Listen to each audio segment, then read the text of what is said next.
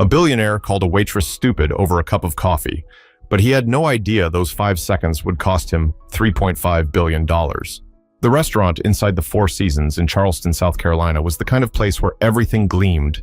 Marble floors polished to perfection, soft jazz in the background, and the faint smell of roasted coffee beans floating through the air. Every table was set like a magazine cover, and every waiter moved with the kind of grace that said, "Don't mess up." At table 9 sat Preston Whitmore, the billionaire CEO of Whitmore Dynamics, a man whose name carried both respect and fear. He was known for running his empire with an iron fist, and for believing that money gave him the right to demand perfection from everyone, especially those who served him. He sat tapping his Mont Blanc pen against the table, glancing at his gold watch every few seconds. Across from him were 2 associates from Los Angeles, both too afraid to speak. Preston's voice finally cut through the air. "Where's my coffee?" "It's been 12 minutes, he snapped, eyes darting toward the counter. The young waitress, Danielle Brooks, hurried over. Her apron was slightly wrinkled, her hair tied back in a neat bun, and a look of exhaustion behind her polite smile. She'd been working since 5 a.m., a double shift, but she never let her weariness show. "I'm so sorry, sir." The machine was recalibrating, but here you go. She carefully placed the steaming cup in front of him. Preston picked it up, took a sip, and frowned. "Is this supposed to be a latte?" "Yes, sir." "Double shot. Oat milk?" He slammed the cup down and the sound echoed across the dining room. Heads turned. "Do you even listen when people talk?" I said almond milk.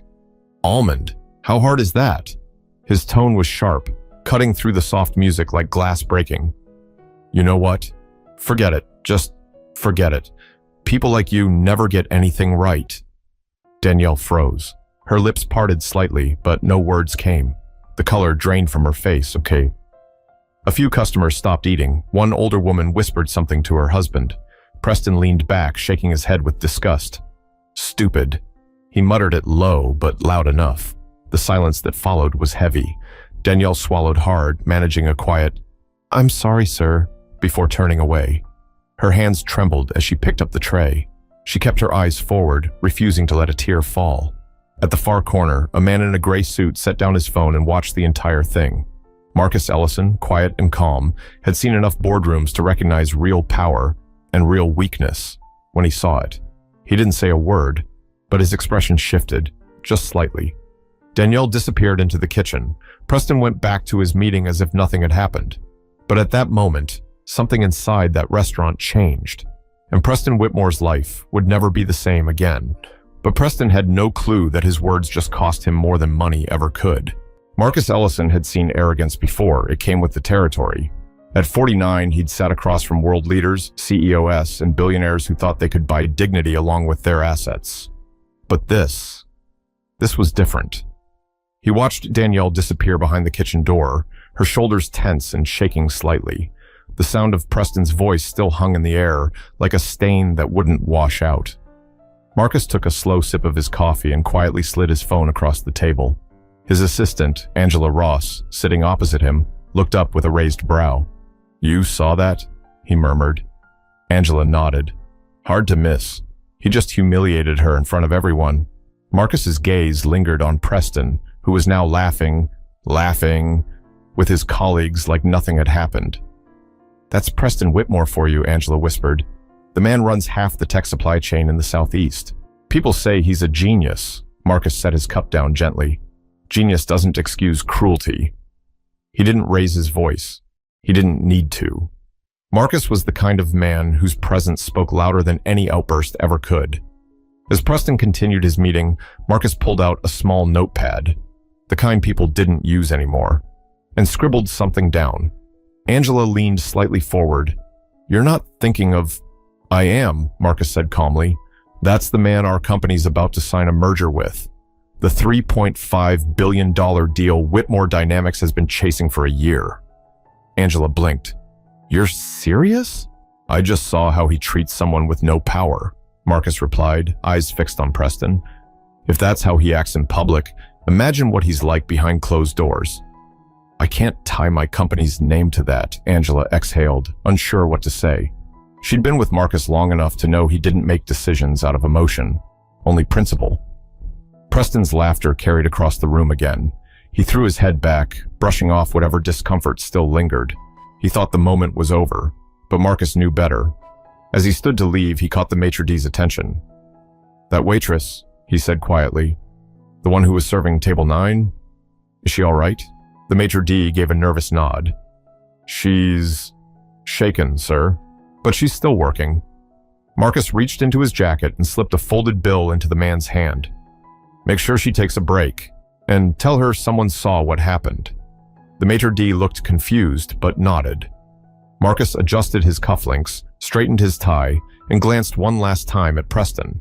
Still sitting there, still arrogant, still certain that his world revolved around him.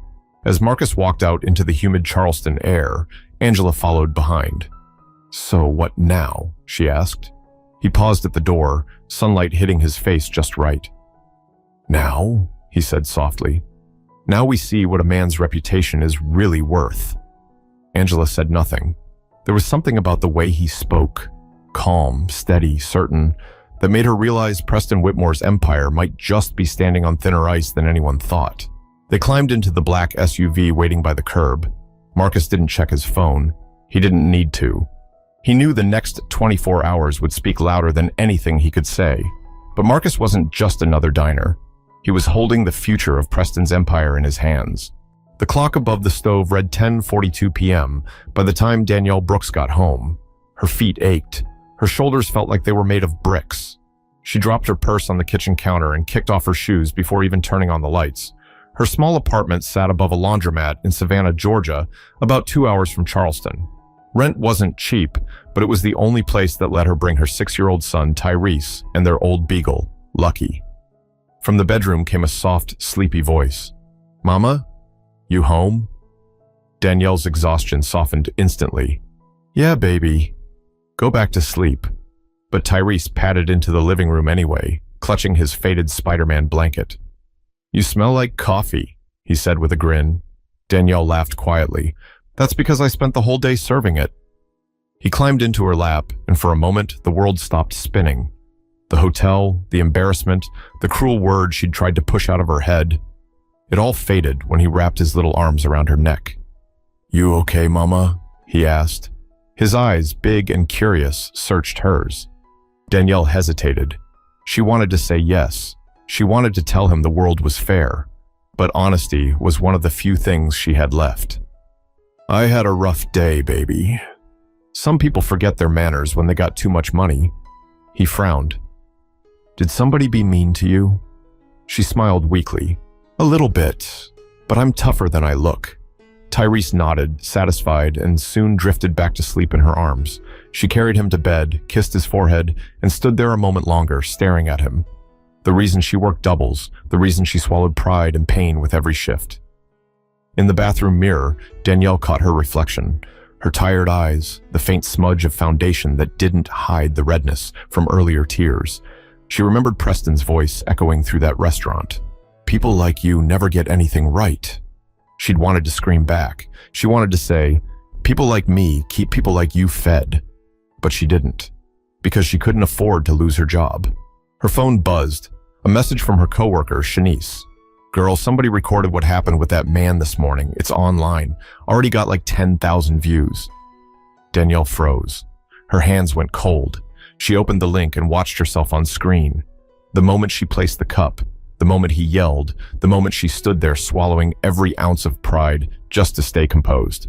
The comments section was already exploding. That poor waitress. Why would he talk to her like that? She handled that like a queen. She scrolled and scrolled, her heart racing. Then she saw his name, Preston Whitmore. People were tagging his company, calling for boycotts, demanding apologies. Danielle didn't know whether to be scared or relieved. She hadn't wanted anyone to see her like that. But part of her, the part that had been humiliated, belittled, and talked down to her entire working life, felt something she hadn't felt in years. Vindicated. She turned off the phone, leaned back against the counter, and closed her eyes. "Lord," she whispered, "I didn't ask for this. But maybe this needed to happen." Outside, cars passed, dogs barked, and life went on like it always did. But inside that small apartment, something was shifting. Danielle wasn't just the tired waitress anymore. She was the woman the whole internet was suddenly rooting for, and she didn't even know it yet. But someone had captured that moment, and by morning, the world would see it too. By sunrise, the clip had already crossed 1 million views. The title on every repost read something like, "Billionaire CEO calls waitress stupid in front of everyone." Across Twitter, Facebook, and YouTube, strangers were outraged. Influencers dissected the footage, morning shows debated the arrogance of the elite, and people started using hashtags like #RespectIsFree and #StandWithDanielle. Danielle's phone wouldn't stop buzzing. Her coworker Shanice called 3 times before she finally picked up. "Girl, you on Good Morning America? They're showing your face and everything." Danielle sat up on the couch, heart pounding. "You're kidding." "I'm serious. They blurred the name tag, but everyone knows it's you. And that man, Preston something? He's trending for all the wrong reasons." Danielle pressed a hand to her forehead. "Oh my God, I didn't ask for this, I know. But maybe it's about time somebody embarrassed him instead of the other way around." Across town, in a glass office tower that overlooked Charleston Harbor, Preston Whitmore sat in his leather chair staring at his phone. His assistant, Ben, stood beside him, pale as a ghost. "Sir, it's everywhere. Twitter, YouTube, TikTok. Millions of views." Preston waved it off. "It'll blow over." "Internet people forget everything in 2 days." Ben didn't look convinced. "One of our board members just called. The PR team says reporters are waiting outside. CNBC wants a comment." Preston smirked. "We don't owe anyone a comment. Let the peasants bark. We've got a merger to finalize." But the internet wasn't barking. It was biting, hard. Sponsors started distancing themselves. A charity he'd supported quietly removed his name from their donor page. And inside the office, whispers spread faster than any official memo. Still, Preston refused to take it seriously. "They'll move on," he said, brushing dust from his suit jacket. "They always do." Meanwhile, in a corner office of a much quieter building in downtown Charleston, Marcus Ellison sat in a conference call with his legal team. "Marcus," one lawyer said carefully, "if you walk away from this deal, you're leaving billions on the table." Marcus leaned back, his face calm but firm. "Then so be it. I won't put my company's name next to a man who treats people like dirt. But the shareholders—" "I am the majority shareholder," Marcus interrupted, voice steady. "The merger is off." He ended the call before they could respond. For him, it wasn't about money. It was about something bigger. Integrity. He remembered the look on Danielle's face that morning. The quiet humiliation. The strength it took for her not to break down. That image stayed with him more than any profit margin ever could. By noon, Preston's office line was in chaos. Investors were calling. The press was circling. Employees were nervous. The headlines read, "Whitmore Dynamics faces backlash after viral restaurant incident. Potential $3.5 billion merger in jeopardy following CEO's outburst." Preston slammed his laptop shut. "Find out who leaked that video." Ben hesitated. "Sir, it wasn't leaked. A guest filmed it. It's public." Preston's nostrils flared. "Then find out who he is." "I'll have my lawyers handle it." But some things can't be handled with lawyers. At that same moment, Danielle was at the diner with Shanice, trying to eat pancakes while reporters stood outside taking photos through the window. "You're famous," Shanice whispered with a smirk. "I'm tired," Danielle said softly, "and scared. What if they twist it? What if they say I provoked him?" Shanice shook her head. "Girl, you were just doing your job. Don't let anyone make you feel small for that." Danielle sighed. She didn't want fame. She wanted peace, but that wasn't in the cards, not yet. That night, she got an email from an address she didn't recognize. The subject line read, "You don't know me, but I was there." It was signed Marcus Ellison. He wrote, "I saw what happened. You handled yourself with dignity. I just thought you should know. Your strength inspired a decision today. Keep your head high." Danielle reread the message twice. She didn't fully understand what he meant, but something in her heart told her this was far from over. But behind closed doors, one phone call would change everything. By the next morning, the story had gone from viral gossip to international news. Every business outlet from Forbes to Bloomberg was talking about it. The arrogant billionaire who mocked a waitress, the public backlash, and the sudden silence from Whitmore Dynamics. Inside Preston's sleek, all-glass headquarters in Charleston, the air was thick with tension. The boardroom, usually filled with polished confidence, now felt like a courtroom. Preston strode in wearing a charcoal suit, pretending nothing was wrong. "Let's get this meeting over with," he said, taking his seat at the head of the table. But his CFO, Carla Jennings, didn't even look up from her tablet. "Preston, we lost the Ellison merger." Preston's smirk vanished. "What do you mean, lost it?" "Marcus Ellison's team backed out at 6 a.m., she said flatly. "No explanation given. Just a formal notice of withdrawal." He blinked. "That can't be right." "Call him. We've been negotiating for months." Carla exchanged glances with the others. "We already tried. His office said the decision is final." Preston's jaw tightened. He can't just walk away from a $3.5 billion deal. Carla's tone turned sharp. He can, and he did. And now the media's connecting it to that video. Investors are furious. Our stock's already down 9% in 2 hours. Preston gripped the edge of the table. "This is ridiculous. It's a misunderstanding. People blow things out of proportion online." "Preston," another board member said quietly, "this isn't about social media. It's about reputation. You embarrassed yourself publicly, and by extension, you embarrassed us." The room fell silent. Only the faint hum of the air conditioning filled the space. Preston scanned the faces around him. Men and women who once hung on his every word, now refusing to meet his gaze. He leaned back slowly. "So what do you all suggest? That I go on some apology tour?" Carla didn't flinch. "You might have to start with the woman you called stupid." Preston laughed under his breath. "You can't be serious." Carla closed her tablet. "I am. Because if you don't, this company won't survive the quarter. Sponsors are dropping, the stock is crashing, and the Ellison Group just pulled their funding.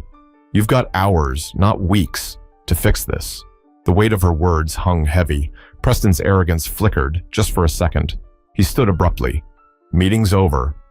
As he walked out, every eye followed him, not with respect, but with judgment. Out in the hallway, he loosened his tie, feeling something he hadn't felt in years: panic. His phone rang non-stop. Lawyers, PR heads, journalists, all demanding answers. By the time he reached his office, a new headline was already circulating. Whitmore Dynamics, $3.5 billion merger canceled amid CEO scandal. Preston sank into his chair, staring at the screen. His empire, the one he'd built with ruthless precision, was slipping through his fingers because of one moment, one word, one cup of coffee. Meanwhile, in a quiet cafe across town, Marcus Ellison watched the fallout unfold from his laptop. His assistant, Angela, set down a cup beside him. "You sure about this, Marcus?" "He's bleeding out there," Marcus nodded. "He brought it on himself. The world doesn't need another powerful man who thinks humility is beneath him." Angela sipped her drink. "Think he'll learn anything from it?" Marcus gave a small smile. "That depends on what kind of man he really is when the cameras go away." Back at his office, Preston called his PR head. "We'll donate to charity. Issue a statement about workplace equality or whatever people want to hear." The voice on the other end hesitated. "Sir, it's too late for that. People saw who you are. They don't want a statement.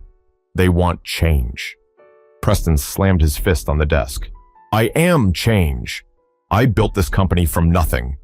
The line went silent. Then the PR director said softly, "Maybe that's the problem."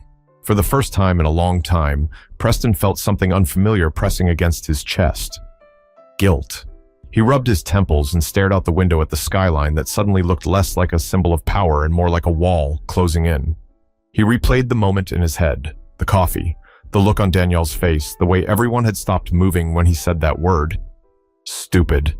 He whispered it now, almost afraid of his own echo. It wasn't the insult that ruined him, it was the truth behind it. That somewhere along the way, he'd started believing other people were beneath him. But when pride burns everything down, all that's left is what you do next. 2 days later, Preston's name was on every screen in America.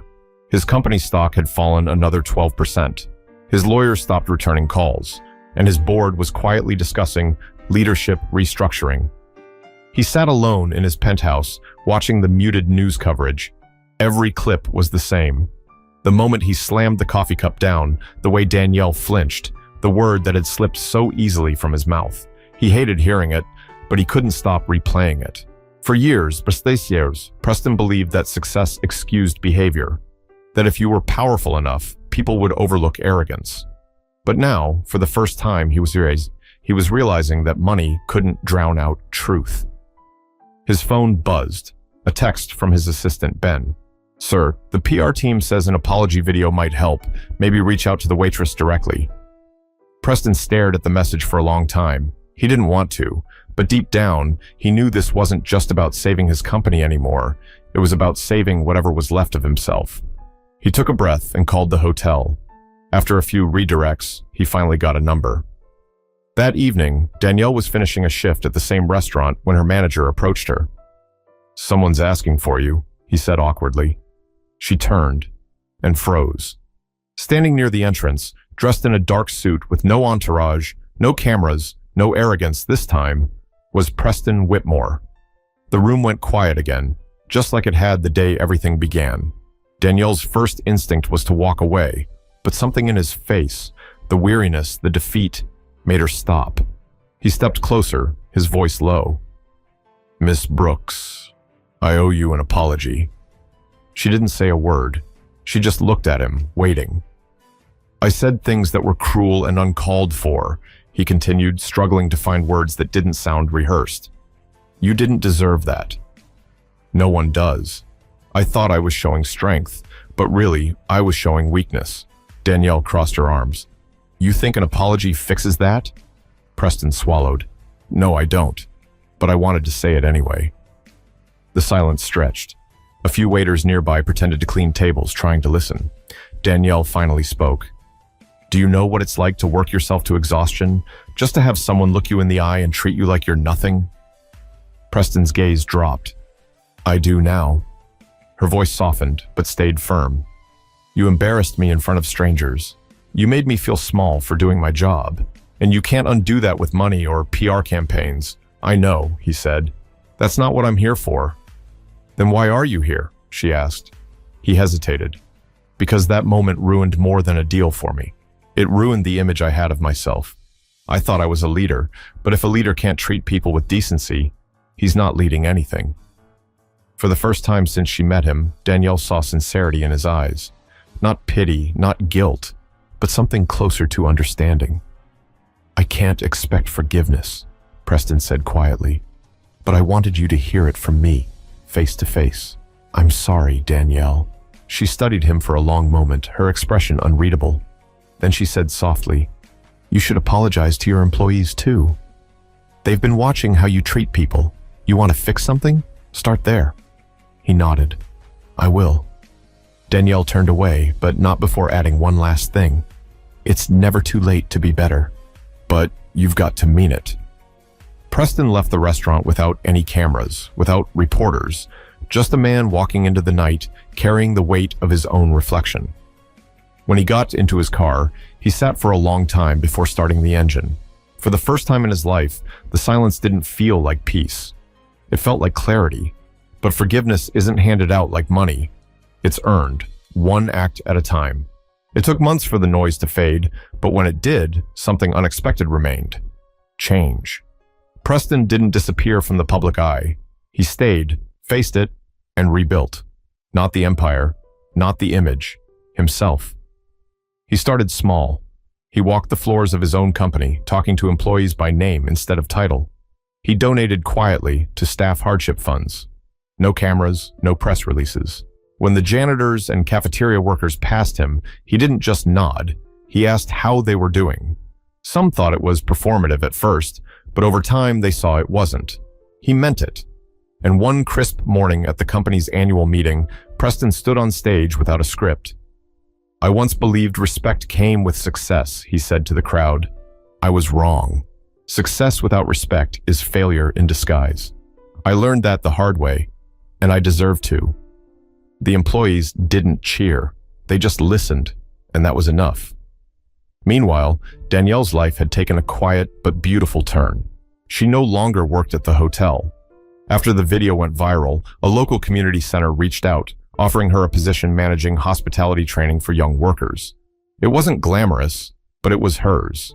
She still lived in the same apartment above the laundromat, still made pancakes for Tyrese on Sundays, but something in her had shifted. She'd found her voice. The world had seen her strength, not because of what she said, but because of what she refused to become. One afternoon, she got a letter in the mail with no return address. Inside was a simple note. "You were right. I started where you told me to, inside my own walls. Thank you." It wasn't signed, but she knew who it was from. She smiled, folded the letter carefully, and tucked it into her Bible, between verses about humility and grace. Out in the world, the story of the coffee that cost $3.5 billion became more than a headline. It turned into a lesson taught in leadership seminars, in classrooms, and in quiet dinner conversations about power, pride, and respect. Some said it was karma. Others called it fate. But Danielle knew what it really was. A reminder that words can build or destroy, that dignity is worth more than dollars, that you never know who's watching when you decide what kind of person you're going to be. Preston eventually earned back some of what he lost. Not all of it, but enough. And when he passed by a waitress holding a tray one afternoon in a small cafe, he stopped, smiled, and said, "Take your time." The waitress nodded, surprised. She had no idea who he was. But maybe that was the point. Respect doesn't need an audience. It just needs to be real. If this story teaches anything, it's this. You never lose by showing kindness. No matter your status, your paycheck, or your title, how you treat people defines you more than what you own. The world doesn't remember the billion you made. It remembers the moment you decided to be human. So before you speak, before you react, before you judge, choose respect. Because in the end, that's what's really worth something.